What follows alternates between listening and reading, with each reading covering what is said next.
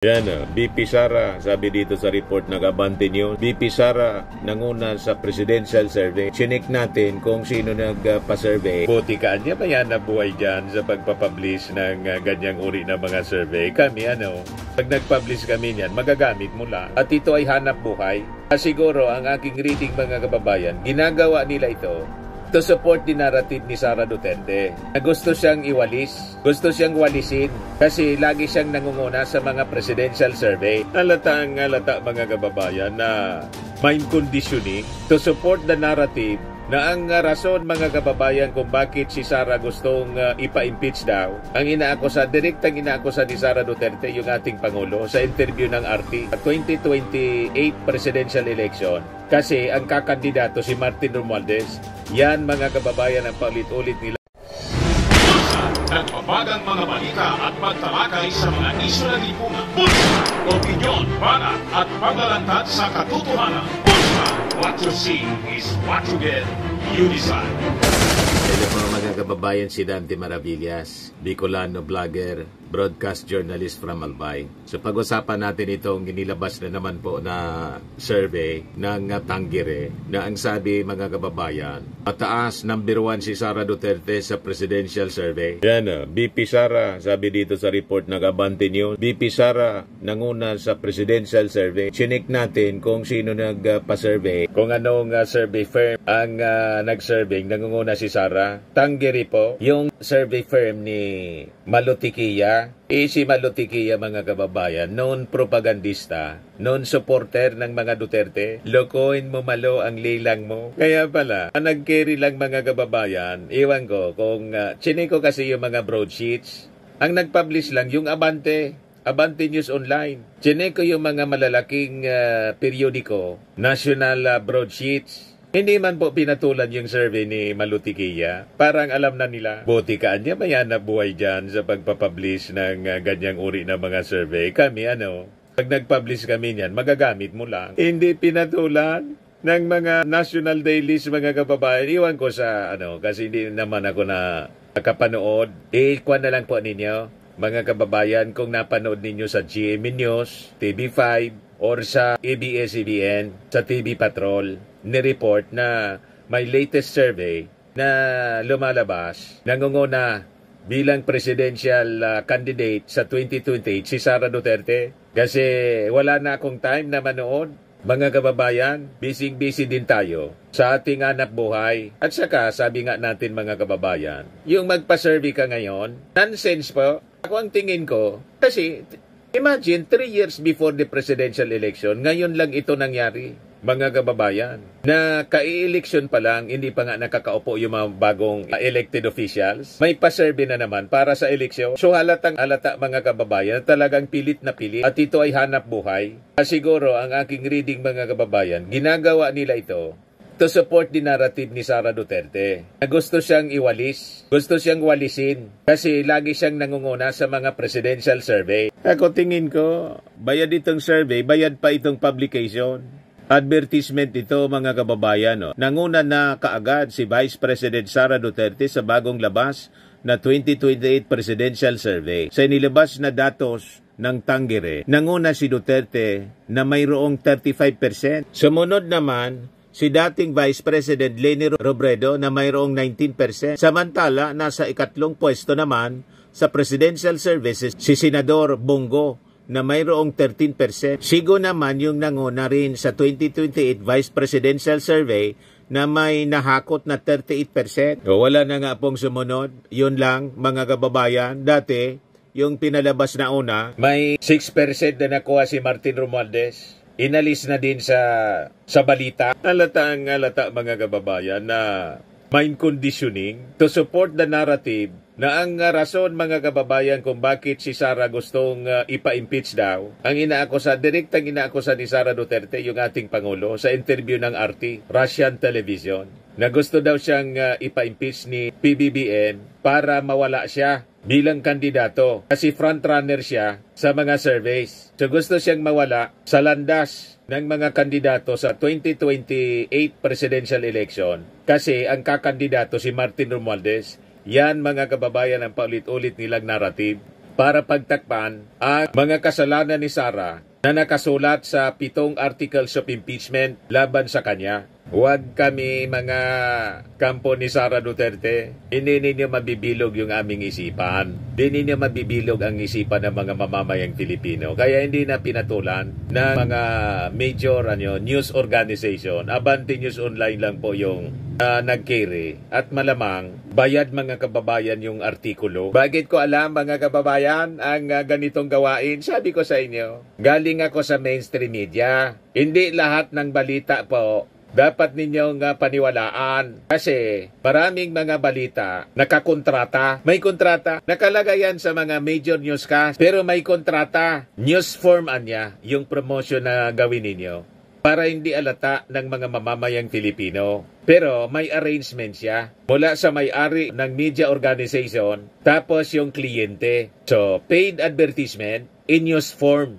Ang tawag niyan sa amin, integration. Kahit sa mga ordinaryong mga advertisement, integrated siya sa news mismo. Ang akala mo, kasama sa balita. Yun pala, paid advertisement, kaya lang ginawa news form. During election po, pag may narinig kayong mga kandidato na binabalita palagi, paulit-ulit, minsan, paburo baliktad na lang yung pakagawa ng kwento kasi kung walang release mula doon sa staff ng politiko, ang ginagawa ng newswriter, naging newswriter po ako. Pinapasana ko niya nang nasa mainstream ako. Dantian niya, ito yung balita mula sa opisina ni Senador ganito. Tapos sabi ko, bakit yung dati to? Bahala ka na niya, gawan mo na lang ng i-rehash mo na lang, recycled. Ang ginagawa ko mga kababayan noon, para lang makomply, yung binabayarang advertisement ng kandidato sa pagkasenador kasi walang press release na bago, walang activity, nire-recycle ko yung dati.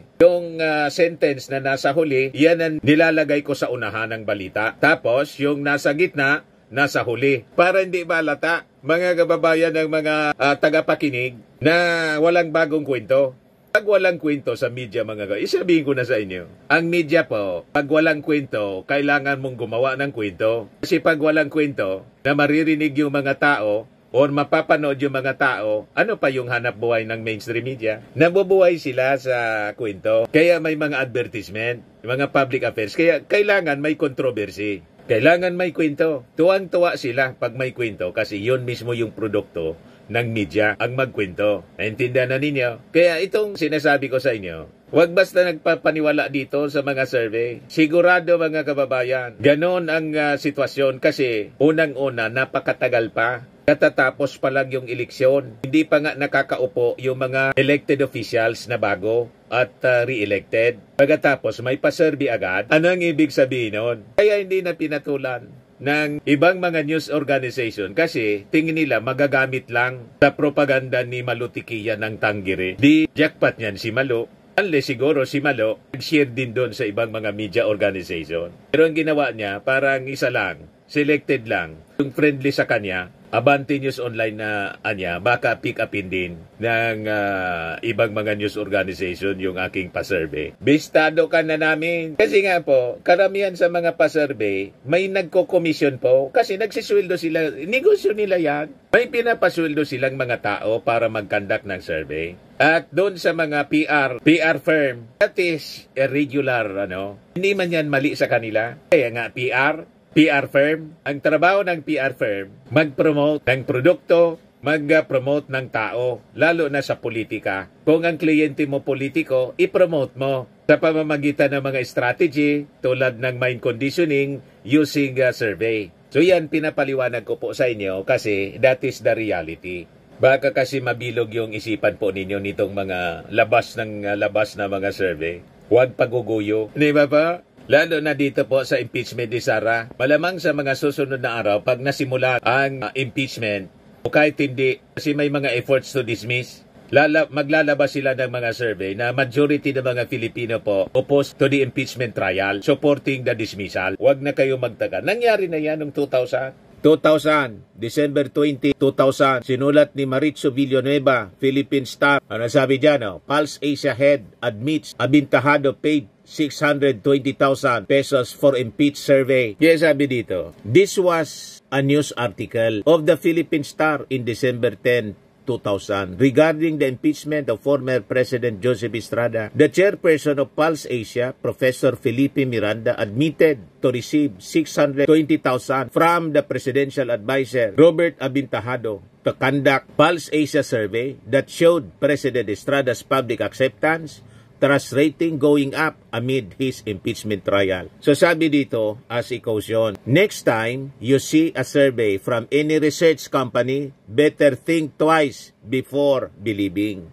Yeah, before kayo mga kababayan na maniwala doon sa pasurvey ni Malutikian ng Tangere na top-notcher si Sara, sa frontrunner siya sa survey, mag-isip-isip muna kayo. Kasi malamang sa malamang, ginawa ito ng Tangere kasi kinomisyon siya na magsagawa ng survey para isupport yung narrative na pinopolitika si Sara. Kasi frontrunner siya. Gusto ng Marcos administration na i-eliminate siya. Yun ang narrative ni Sara. Ang intensyon niya, mag-perpetuate kasi sa poder yung ating Pangulo. Ganon. Ayan po yung sabi ni Sara. Sara Duterte tells Russian media Marcos Jr. wants to perpetuate himself, family in power. Kaya daw siya na-impeach, Vice President Sara Duterte accused President Ferdinand Marcos Jr. of wanting to perpetuate himself or his family in power, claiming that an impeachment case has been filed against her because the ruling administration wants to eliminate the frontrunner in the next presidential elections. O di ba malinaw kung bakit lumabas mga kababayan yung survey? Para isupport yung kanyang narrative. We were not born yesterday para bilugin ninyo ang isipan sa mga ganyang uri ng mga pasurvey ninyo. Tama pa mga kababayan? Ito yung dapat nating paniwalaan.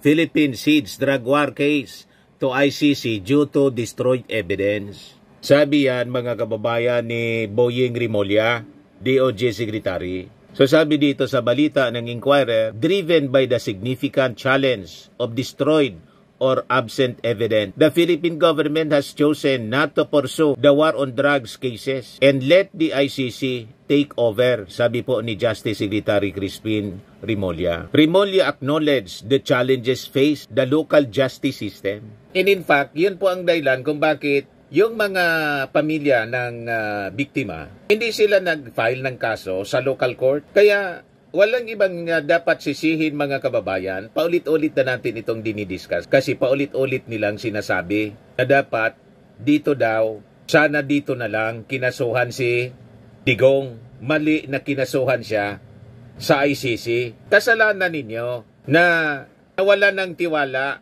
sa local justice system nung panahon ninyo, ang pamilya ng mga biktima, kaya ang ginawa nila to seek justice for their families. Imbes dito sa Pilipinas, sa ICC nila ginawa. So ituro ninyo dapat yung sarili ninyo, huwag ninyong ituturo yung ating administrasyon. Lahat ito kasalanan ninyo. Napakalinaw yung kwento, mga kababayan. At ito yung sinasabi ngayon ni Boying Rimulya. Sabi niya, it's difficult to prove the case here and build up the case because those who need to speak are involved in the crime. Sabi po niya sa mga reporters. He further elaborated on the systemic issues with evidence, lamenting there's nothing, not even a police report niya. You don't have a scene of the crime investigation. You don't have ballistics. You don't have DNA. We need to recreate and redo the case build up. It's not very easy, sabi po ni Boying. Yung sabi ni Boying, napakahirap niya to prove the case here sa Pilipinas and build up the case dahil those who need to speak are involved in the crime. Mismong sangkot yung mga authorities sa krimen, mga kababayan, kasi yan ang utos ni Digong. Yan ang utos ni Bato de la Rosa. Yan yung sabi niya, everything that could be erased was erased niya, so that the cases would not push through. That is why this has reached the ICC. Walang mapuntahan yung mga biktima, yung pamilya ng mga biktima. So pumunta sila sa ICC pagkatapos i-blame ninyo. Ituturo ninyo yung ating Pangulong Bongbong Marcos. Yung kaso po, hindi man yung ating Pangulo. It's not the Marcos administration yung nag-file ng case. Ang nag-file ng case, mga kababayan, mga pribadong complainants na tinulungan ng mga church-based organization, ng mga militant, na anti-Marcos nga din. You see? Walang impluensya yung ating Pangulo. So sabi dito, Rimulya indicated that the Philippines has given up its jurisdiction for the ICC's jurisdiction because it was the victims who filed their cases with the international body. Tama po. While stressing that this cooperation does not signal an intent to rejoin the ICC, Remulla affirmed that it signifies a recognition of the ICC's authority in handling the contentious cases, especially those involving former President Rodrigo Duterte. Ang tinutukoy niya, yung ginagawa ng ating gobyerno to protect the witnesses. Kasi, unang-una, mga Filipino yung mga testigo. May obligasyon ang ating gobyerno na i-protect yung mga witnesses. Kailangan man pabayaan. Ikong kidnapin po at itulad doon sa mga sabongiros na ang sabi, inilubo mga kababayan sa Taalik. So, paano kung ganun ang mangyari, mga kababayan? Kaya, may obligasyon yung gobyerno to protect the witnesses. So, ang tulong na ginagawa po ay para doon sa security ng mga witnesses. At ang sabi, pag transport papuntang dahig ng mga testigo, hindi na yun sagot ng gobyerno. Doon lang mga kababayan sa proteksyon, security ng mga testigo. Remulla stated that the witness protection program niya currently has 3 or 4 witnesses to the war on drugs, with more expected to come forward. Whatever it takes to protect the witnesses, we will do, because the prosecution will rely on these witnesses to prove their case. Yung witness protection efforts niya primarily involved ensuring the safety and bridging the gaps whenever problems arise, allowing witnesses to function properly and reducing threats to their lives. Remulla noted that the ICC had directly contacted their witness protection unit to initiate this unprecedented coordination. So siguradong magagalit na naman nito yung kampo ng mga Duterte. Sasabihin, hindi na niya tayo member. Sinasabihan niya ng gobyerno, ng administrasyon na hindi nakikipag-cooperate, pero nakikipag-cooperate. Nakikipag-cooperate po kasi may obligasyon tayo na i-protect yung mga testigo. Kasi mga Filipino sila, alangan man pabayaan ng ating gobyerno. Pag pinabayaan yan, masisisi yung ating gobyerno na walang paki sa seguridad ng ating mga mamamayan. Tama po? Firmax Firming and Lifting Cream, pinapahid po sa mga pulses in affected area. Mainam po sa paninigas ng mga kaso-kasuan. Ito naman po, Automax Radiant Serum. Sa mukha naman yung application, anti-aging po siya. You will look 10 years younger than your age. Sa mga cancer patients naman po, baka lang gusto ninyo itong itry. Naing siya red mix fruit drink. Hindi mo po siya gamot, food supplement siya. Kaya lang, gawa siya mga kababayan sa goji berry. Yung goji berry may anti-cancer properties. O ngayon, yung mga inquiries ninyo, dumiritso na lang kayo sa aming messenger sa Facebook para masagot namin agad.